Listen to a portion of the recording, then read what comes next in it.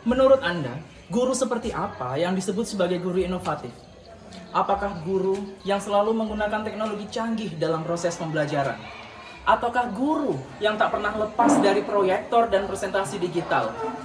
Tapi pertanyaannya adalah, bagaimana jika suatu hari teknologi itu tiba-tiba tidak bisa digunakan? Atau ada sekolah yang berada dalam kondisi dengan segala keterbatasan atau dengan kata lain tidak layak? Apakah pembelajaran harus berhenti?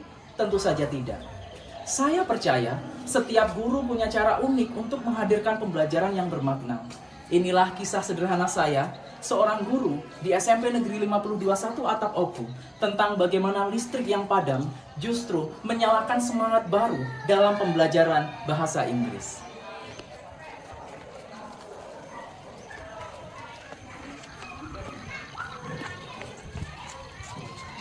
Saya Mas Hudi, guru mata pelajaran bahasa Inggris di SMP Negeri 521 Atap Oku. Saya mulai bertugas di sekolah ini sejak 30 Desember 2020. Dan selama hampir 5 tahun terakhir, banyak cerita yang saya alami. Suka, duka, dan pembelajaran yang tak ternilai.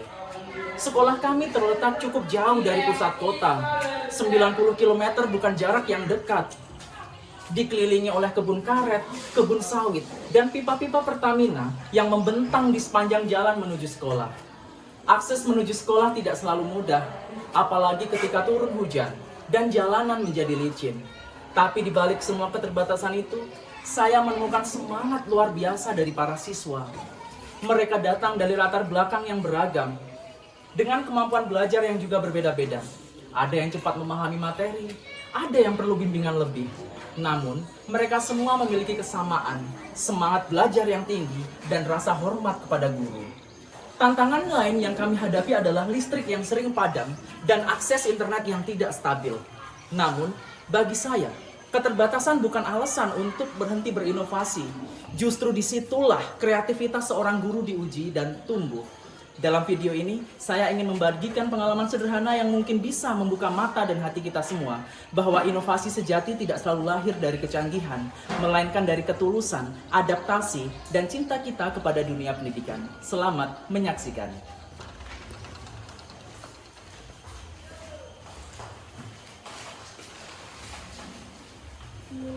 Hai, assalamualaikum warahmatullahi wabarakatuh.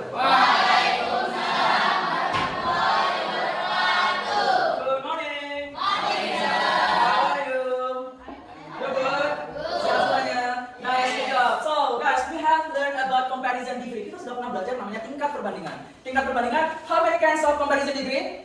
Ada berapa? 3. There are 3 kinds. Okay, nice job. The first one is positive degree. Positive degree digunakan ketika benda yang dibandingkan memiliki kualitas yang sama. Sama tingginya, sama cantiknya, sama gantengnya.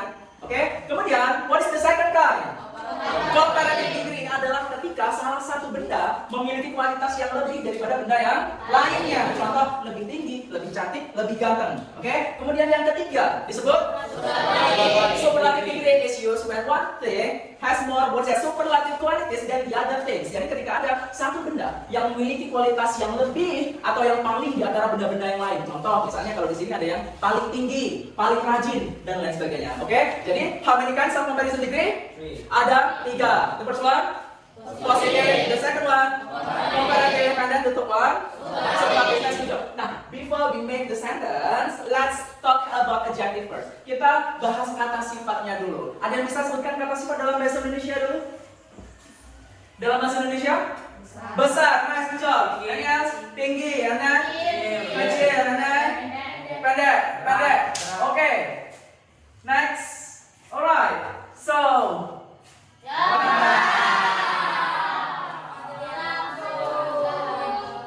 ya.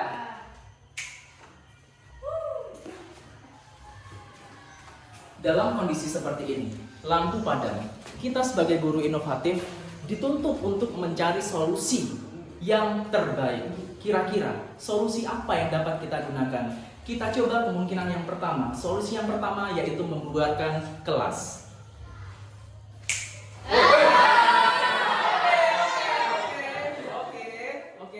Karena lampu padam, dengan berat hati Mr. Hudi, bubarkan kelas hari ini, kita istirahat dulu ya.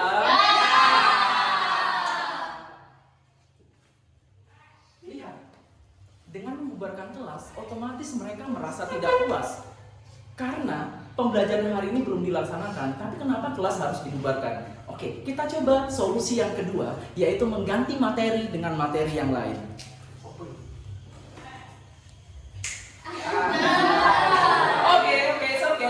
Because it is blackout, karena lampu padam, karena listriknya padam, kita ganti materi saja ya.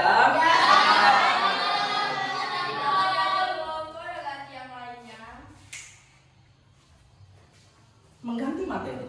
Materi yang ini belum selesai, tapi kenapa harus lanjut ke materi yang berikutnya? Apakah itu solusi yang terbaik? Otomatis bukan. Nah, kita coba solusi yang ketiga, yaitu menggunakan media pembelajaran yang lain.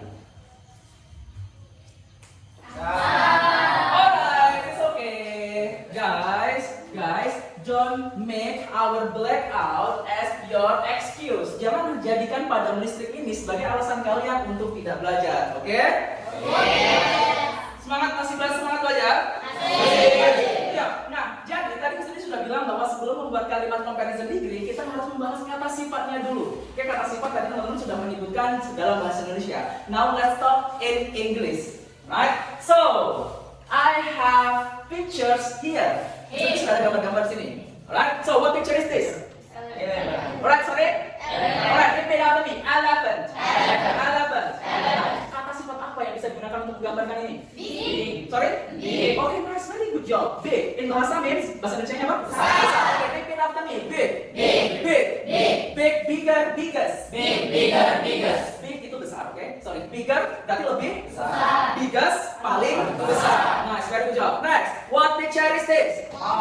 Sorry? Okay, repeat after me. Mouse. Kata sifat apa yang bisa menggambarkan dibandingkan gajah? Okay, sorry? Small in bahasa means? Kecil. Okay, repeat after me. Small. Smallest. Okay, nice, very good job. Next, what is this? Short. Right, so Mr. Budi akan menunjukkan gambar. Kalian sebutkan kata sifatnya. Ready? Okay. Small. Big. Tall. Okay, big applause for all of you. I want please Bian make a sentence by using these animals. The elephant is bigger than the mouse. The elephant is bigger than the mouse. Apakah benar? Benar. Tepuk tangan yang benar. Next, Bima.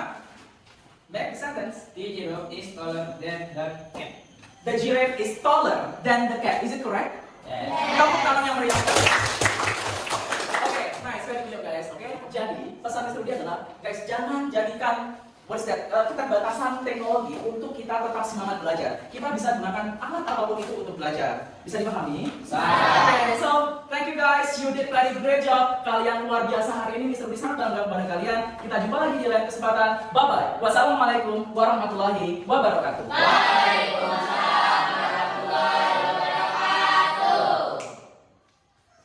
Dengan media pembelajaran sederhana ini, pembelajaran tetap berjalan dengan aktif dan menyenangkan. Siswa lebih mudah mengingat kosakata baru dan lebih percaya diri berbicara dalam bahasa Inggris.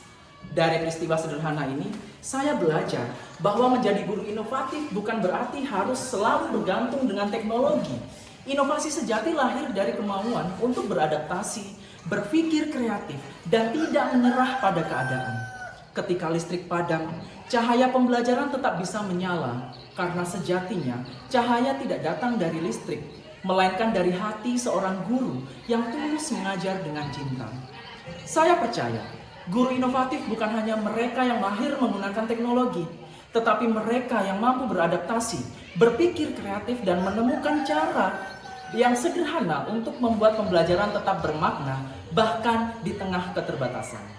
Saya, Mas Budi, guru bahasa Inggris di SMP Negeri 521 Atap Oku.